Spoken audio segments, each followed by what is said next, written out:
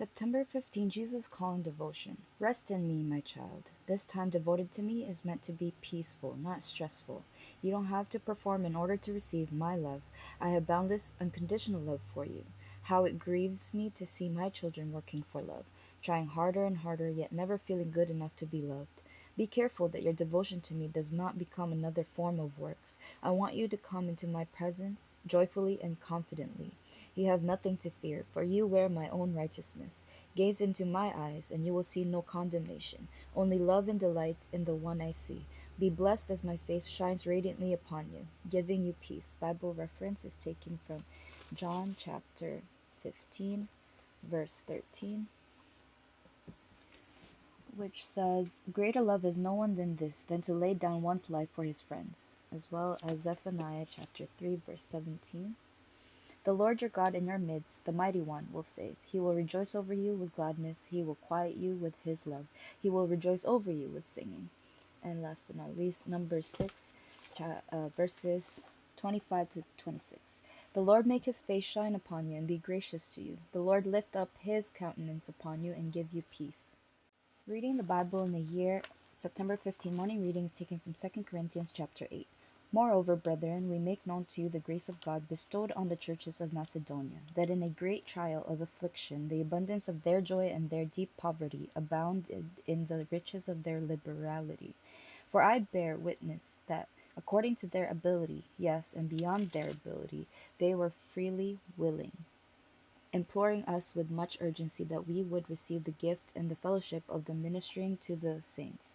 And not only as we had hoped, but they first gave themselves to the Lord, and then to us by the will of God. So we urged Titus that as he had begun, so he would also complete his grace in you as well. But as you abound in everything, in faith, in speech, in knowledge, in all diligence, and in your love for us, see that you abound in this grace also. I speak not by commandment, but I am testing the sincerity of your love by the diligence of others. For you know the grace of our Lord Jesus Christ, that though he was rich, yet for your sakes he became poor, that you through his poverty might become rich. And in this I give advice. It is to your advantage not only to be doing what you began and were desiring to do a year ago, but now you also must complete the doing of it, that as there was a readiness to desire it, so there also may be a completion out of you of what you have. For if there is a first willing mind, it is accepted according to what one has, and not according to what he does not have. For I do not mean that others should be eased and you burdened, but by an equality that now at this time to your abundance may supply their lack, that their abundance also may supply your lack, that there may be equality. As it is written, He who gathered much had nothing left over, and he who gathered little had no lack. But thanks be to God who puts the same earnest care for you into the hearts of, of Titus. For he not only accepted the exhortation, but being more diligent, he went to you of his own accord. And we have sent with him the brother whose praise is in the gospel throughout all the churches. And not only that, but who was also chosen by the churches to travel with us with this gift, which is ministered by us to the glory of the Lord himself, and to show your ready mind, avoiding this, that anyone should blame us in this lavish gift which is administered by us, providing honorable things, not only in the sight of the Lord, but also in the sight of men. And we have sent with them our brother, whom we have often proved diligent in many things, but now much more diligent, because of the great confidence which we have in you. If anyone inquires about Titus, he is my partner and fellow worker concerning you. Or if our brethren are inquired about, they are messengers of the churches, the glory of Christ. Therefore show to them and before the churches the proof of your love and of your boasting on your behalf. The Bible in the year September 15 evening reading is taken from Proverbs 22, 23, and 24. A good name is to be chosen rather than great riches, loving favor rather than silver and gold. The rich and the poor have this in common: the Lord is the maker of them all. A prudent man foresees evil and hides himself, but the simple pass on and are punished. By humility and the fear of the Lord are riches and honor and life. Thorns and snares are in the way of the perverse. He who guards his soul will be far from them. Train up a child in the way he should go, and when he is old he will not depart from it. The rich rules over the poor, and the borrower is servant to the lender. He who sows iniquity will reap sorrow, and the rod of his anger will fail. He who has a generous eye will be blessed, for he gives of his bread to the poor. Cast out the scoffer, and contention will leave. Yes, strife and reproach will cease. He who loves purity of heart and has grace on his lips, the king will be his friend. The eyes of the Lord preserve knowledge, but he overthrows the words of the faithless. The lazy man says, "There is a lion outside. I shall be slain in the streets." The mouth of an immoral woman is a deep pit. He who is abhorred by the Lord will fall there. Foolishness is bound up in the heart of a child. The rod of correction will drive it far from him. He who oppresses the poor to increase his riches, and he who gives to the rich, will surely come to poverty.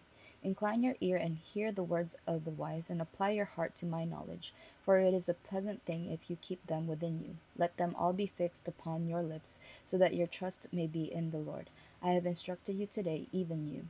Have I not written to you of excellent things of counsels and knowledge, that I may make you know the certainty of the words of truth, that you may answer words of truth to those who send to you? Do not rob the poor because he is poor, nor oppress the afflicted at the gates, for the Lord will plead their cause and plunder the soul of those who plunder them. Make no friendship with an angry man, and with a furious man do not go, lest you learn his ways and set a snare for your soul. Do not be one of those who shakes hands in a pledge, one of those who is surety for debts. If you have nothing with which to pay, why should he take away your bed from under you? Do not remove the ancient landmark which your fathers have set. Do you see a man who excels in his work? He will stand before kings. He will not stand before unknown men. Chapter 23. When you sit down to eat with a ruler, consider carefully what is before you, and put a knife to your throat if you are a man given to appetite. Do not desire his delicacies, for they are deceptive food. Do not overwork to be rich, because of your own understanding cease. Will you set your eyes on that which is not? For riches certainly make themselves wings. They fly away like an eagle toward heaven. Do not eat the bread of a miser, nor desire his delicacies, for as he thinks in his heart, so is he. Eat and drink, he says to you, but his heart is not with you. The morsel you have eaten you will vomit up, and waste your pleasant words. Do not speak in the hearing of a fool, for he will despise the wisdom of your words. Do not remove the ancient landmark, nor enter the fields of the fatherless, for their Redeemer is mighty. He will plead their cause against you. Apply your heart to instruction, and your ears to words of knowledge. Do not withhold correction from a child, for if you beat him with a rod, he will not die. You shall beat him with a rod, and deliver his soul from hell. My son, if your heart is wise, my heart will rejoice. Indeed, I myself, yes, my inmost being will rejoice when your lips speak right things. Do not let your heart envy sinners, but be zealous for the fear of the Lord all the day. For surely there is a hereafter, and your hope will not be cut off. Hear, my son, and be wise, and guide your heart in the way. Do not mix with the wine bibbers, or with glutinous eaters of meat, for the drunkard and the glutton will come to poverty, and drowsiness will clothe a man with rags. Listen to your father who begot you, and do not despise your mother when she is old. Buy the truth, and do not sell it, also wisdom and instruction and understanding. The father of the righteous will greatly rejoice, and he who begets a wise child will delight in him. Let your father and your mother be glad, and let her who bore you rejoice. My son, give me your heart, and let your eyes observe my ways. For a harlot is a deep pit, and a seductress is a narrow well. She also lies in wait as for a victim, and increases the unfaithful among men.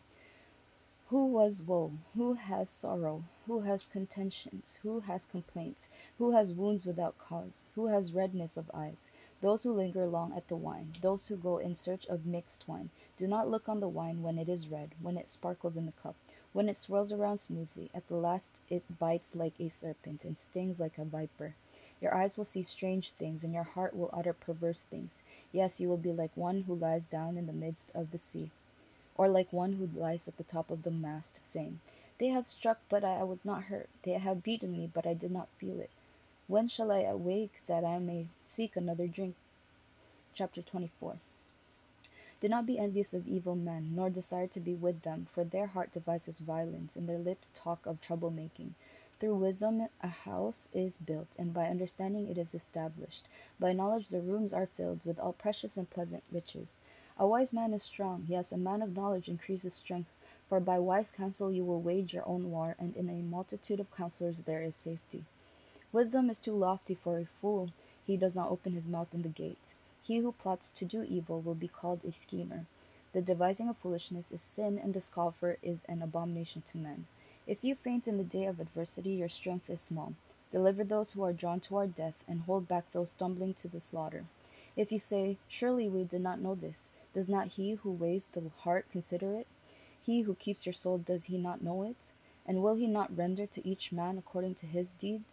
My son, eat honey because it is good, the honeycomb which is sweet to your taste, so shall the knowledge of wisdom be to your soul. If you have found it, there is a prospect, and your heart will not be cut off. Do not lie in wait, O wicked man, against the dwelling of the righteous. Do not plunder his resting place, for a righteous man may fall 7 times and rise again, but the wicked shall fall by calamity. Do not rejoice when your enemy falls, and do not let your heart be glad when he stumbles, lest the Lord see it and it displease him, and he turn away his wrath from him. Do not fret because of evildoers, nor be envious of the wicked, for there will be no prospect for the evil man. The lamp of the wicked will be put out. My son, fear the Lord and the king. Do not associate with those given to change, for their calamity will rise suddenly, and who knows the ruin those two can bring. These things also belong to the wise. It is not good to show partiality in judgment. He who says to the wicked, you are righteous, him the people will curse, nations will abhor him. But those who rebuke the wicked will have delight, and a good blessing will come upon them. He who gives a right answer kisses the lips. Prepare your outside work, make it fit for yourself in the field, and afterward build your house. Do not be a witness against your neighbor without cause, for would you deceive with your lips? Do not say, I will do to him just as he has done to me. I will render to the man according to his work. I went by the field of the lazy man, and the vineyard of the man devoid of understanding, and there it was, all overgrown with thorns. Its surface was covered with nettles. Its stone wall was broken down. When I saw it, I considered it well. I looked on it and received instruction. A little sleep, a little slumber, a little folding of the hands to rest. So shall your poverty come like a prowler, and your need like an armed man.